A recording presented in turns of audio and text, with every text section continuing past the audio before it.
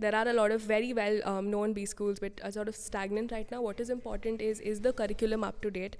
Is it sort of changing with evolving needs of the industry? Because that is what is important, right? It's not what you're learning today, it's what you will need at the end of the 1-year program or the 2-year program, and is the B school able to do that for you? I think that is most important, and that's what everyone should look for.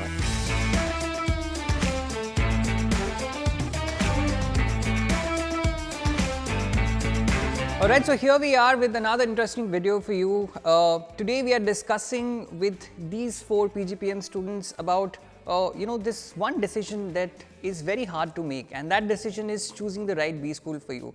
Is that the faculty that you keep in mind? Is that the placements that you keep in mind? Or there is more to the B school life that is there? And to do that, we are here at Great Lakes, Chennai right now, sitting with these 4 people with me. Hello guys, and welcome to this conversation today with Inside IIM. I'm really interested and intrigued to know about your processes as to how you chose that B school, which is a big decision in any student's life, right? To begin with, I'll start with you. Tell us a little bit about your background. Why did you decide to be part of Great Lakes Institute of Management, Chennai? I'm Fiona. I'm a BBA graduate with around 3 years of experience. I worked for ExxonMobil for the past 3 years in Bangalore. So the reason why I wanted to choose a 1-year program was especially because of my work experience, and so this is one of the factors that went into me choosing Great Lakes, which is renowned for its 1-year flagship PGPM program. Other than this, I also wanted an institute which has renowned faculty as well as an institute which cared. So through my research and the initial discussions that we had with the management, it was clear to me that Great Lakes offered both. So therefore, Great Lakes was a clear selection for me. Hi, I'm Tanushka. I worked with EY prior coming to Great Lakes. While working with EY, I realized that the finance sector was rapidly evolving, right? And to grow in this industry, certain analytical, managerial, and strategic skills were key. An MBA degree focuses on offering all these skills, including several others, which is why I decided to opt for a 1-year MBA program. Hi, I'm Deep. So I graduated in 2015. And I have 5 years of industry experience in business analytics and consulting. I wanted to switch from a technical role to a more techno-functional role. So I contacted my manager, who himself, being an alumni from Great Lakes, suggested me this college. And after my research and talking to different alumni base, I decided to pursue a 1-year program instead of going for a 2-year program. I'm Geeti, and I have a bachelor's in business administration with a marketing specialization. So I worked in advertising and marketing for close to 32 months. So I realized this when I was doing my advertising job. So we were planning for the launch of an automobile brand. And so normally we plan campaigns at least 3 to 4 months in advance. So we have everything chalked out and you sort of go about your plan after that. And what happened was the pandemic hit, we were all thrown completely off guard and we sort of didn't know where to start, because booking a car online is unheard of concept in India, right? Because a trust factor comes into it. You need to go to the showroom, you need to preview the car, and suddenly we had to work even without a car. So we didn't even have a car to shoot. So we were completely just caught off guard and we didn't know where to start. And I think this is when we realized that things were not going to be as they were in the past. So the brands did not want to do traditional media campaigns. So they did not want print, they did not want television, and this was our bread and butter. So we were a mainline agency. And this is when everybody had to switch to digital. So none of us had any idea of working with digital, and we all learned on the go.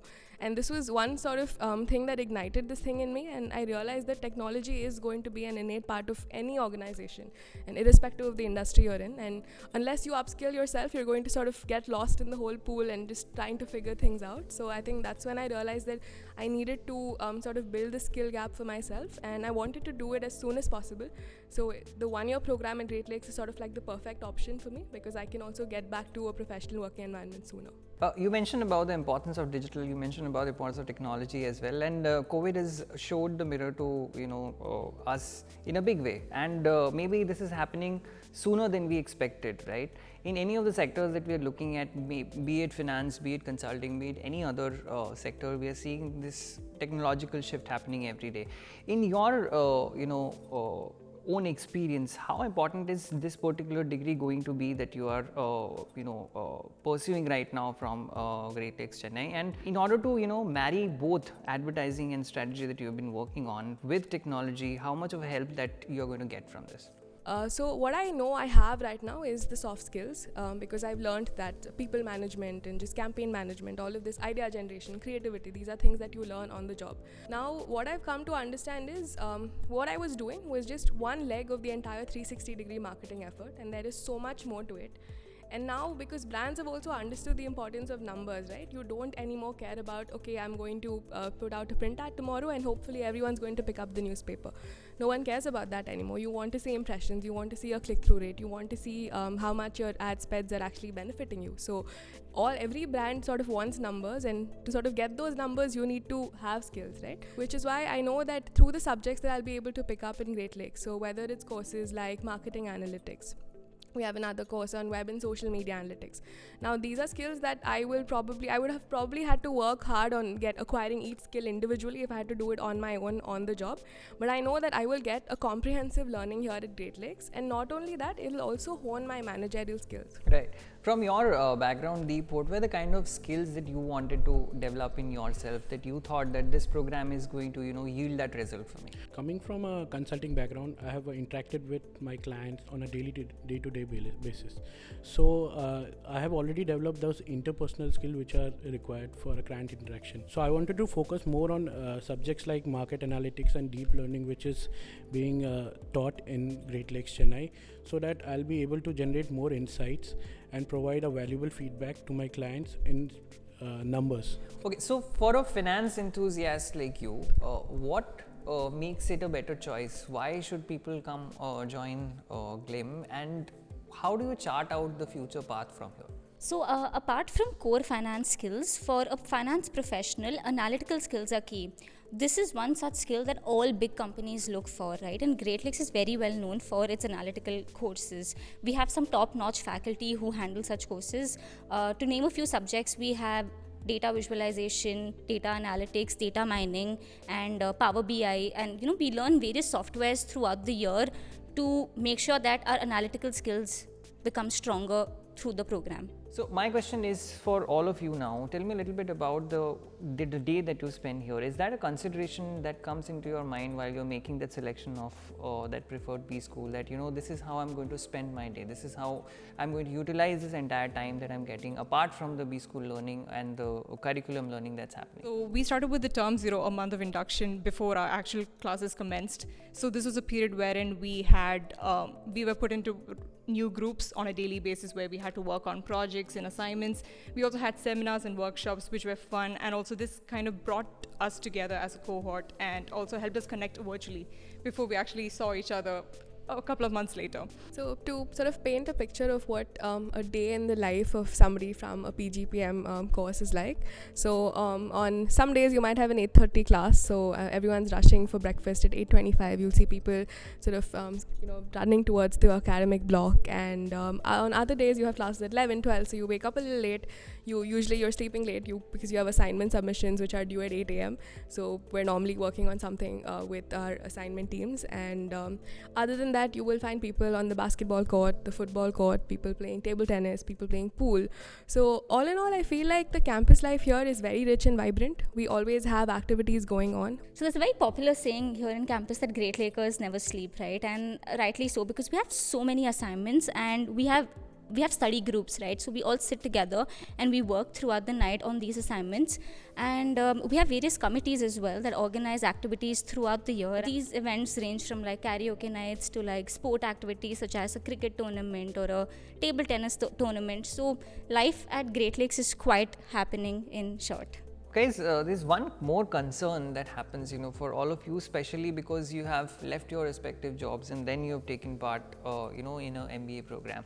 One factor that you should definitely consider is the kind of packages, the P packages that you're going to get after this program. So was that a consideration for you guys? I would like to hear it from individually what you guys were thinking. Was that a primary consideration, or it was a consideration saying that, if we get the skills, we will get money? When you start working, right? So I was the youngest when I was working at Dentsu. So one thing I've understood is that you sort of need to be willing to learn when you're younger, because that's the only way you'll be able to grow and grow consistently in any organization. So the way I was looking at compensation is it has to be a trade-off, right? So either I will compromise on my role or on the industry or on the pay.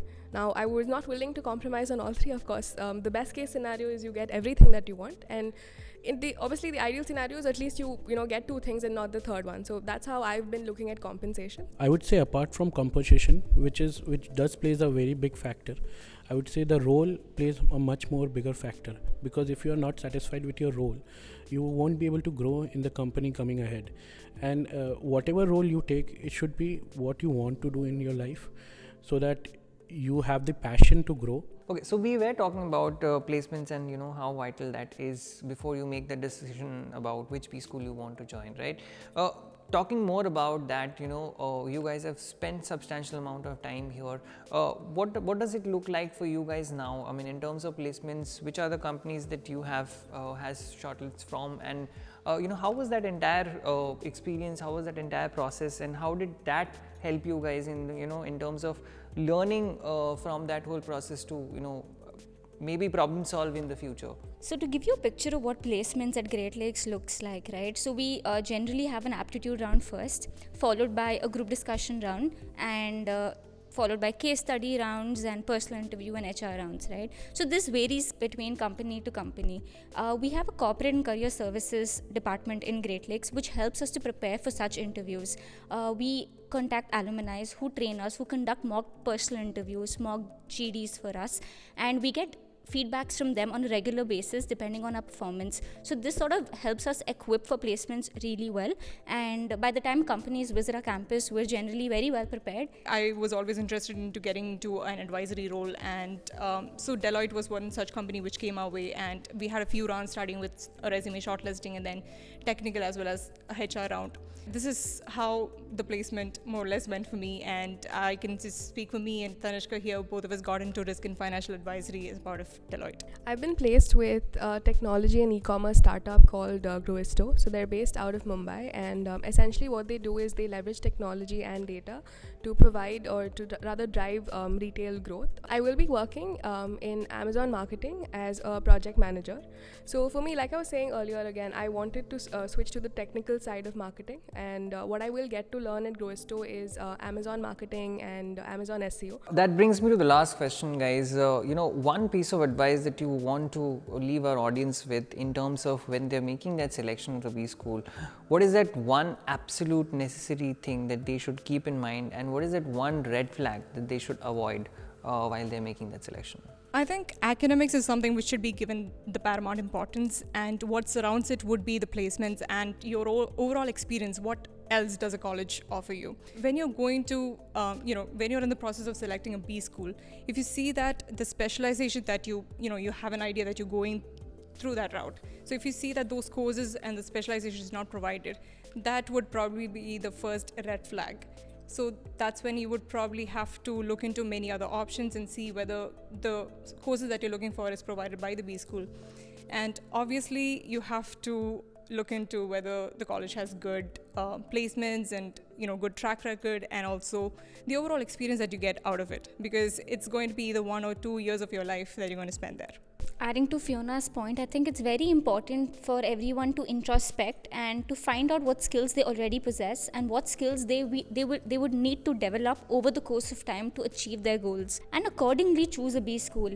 One way of doing that is to speak to alumni. I think that's one thing that all of us would have probably resorted to, right? I feel like there are three things that a student sort of has to consider when you're choosing a B school. I think the first one for me would be faculty. I think faculty can have a very profound impact on a student's learning. I think that was one of the reasons for me to choose Great Lakes, because we have faculty from across the world here and from renowned institutions, and also faculty with prior industry experience, which is very important to you, because you're not just here to gain theoretical knowledge. And the other thing that we obviously have to consider, like Fiona and Tanishka have said, is your course curriculum itself, right? At the end of the day, you're here to sort of one is to bridge a skill gap that you have, and the other is a knowledge gap, which is just as important. The reputation of the institute, and so when I say reputation, I mean in terms of what is the growth trajectory like for the B school. There are a lot of very well known B schools but are sort of stagnant right now. What is important is the curriculum up to date? Is it sort of changing with evolving needs of the industry? Because that is what is important, right? It's not what you're learning today, it's what you will need at the end of the 1-year program or the 2-year program, and is the B school able to do that for you? I think that is most important, and that's that's what everyone should look for. And I think I don't know if there are sort of red flags that you need to look at, because I feel like that's a very subjective thing. So you see what works for you and what doesn't. I think introspection will sort of get you there. So yeah, I think that's my advice. And that brings us to the end of this particular video here. We have heard about so many things from you guys that people should keep in mind, and I'm sure that's going to be useful and valuable advice for a lot of these students who are looking for their preferred B schools. Thank you very much, Fiona, Tanishka, Deep and Kirti for sharing these insights with us. And Kirti mentioned in her answer that it's not about what's happening right at the end of the year, right, or the companies that you're getting or the kind of salaries that you're getting. It's the long-term goal that you need to keep in mind, and that's where you need to keep in mind when you are making that shift, when you're choosing your particular B school. If you want to know more about Great Lakes Chennai, there's a link in the description also that you can click and know more about. With that, I will be ending this particular video. Tell us in the comments below what you think about this particular video and what else would you like us to make next for you. Thank you very much. Thank you guys.